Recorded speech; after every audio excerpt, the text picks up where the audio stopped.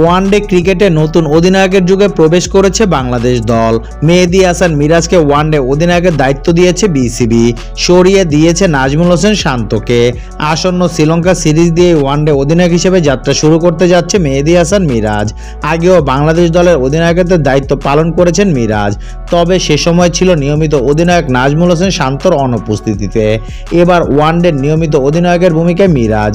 দায়িত্ব নিয়ে অনেক আশার কথাই শুনিয়েছে নতুন অধিনায়ক। ওয়ানডে অধিনায়ক হওয়ার পর প্রথম সংবাদ সম্মেলনে মিরাজ বলেন, আগের অধিনায়কদের থেকে পাওয়া শিক্ষা কাজে লাগাতে চান নিজের অধিনায়কত্বে, সেই সাথে ড্রেসিং রুমে বইয়ে দিতে চান স্বস্তির বাতাস। মিরাজ বলেন, আপনি যেটা বললেন, হ্যাঁ, বাংলাদেশ দলে যখন আমার অভিষেক হয় মাশরাফি বিন মুর্তজা ভাইয়ের আন্ডারে হয়েছিল। আলহামদুলিল্লাহ আমি অনেক ক্যাপ্টেনকে পেয়েছি। এটা অবশ্যই আমার জন্য একটা ভালো লাগার বিষয় যে তাদের কাছ থেকে অনেক কিছু শিখতে পেরেছি, যা আমি এই ক্যাপ্টেন্সিতে কাজে লাগাতে পারবো।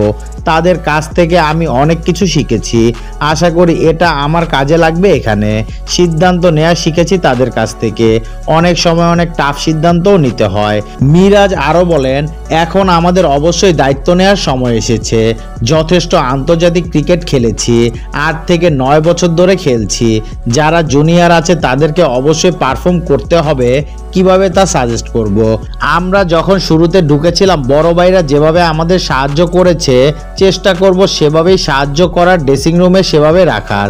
যেই ড্রেসিং রুমে থাকুক না কেন সে যেন ফিল করে যে না, আমি একা নই, আমার সাথে সবাই আছে।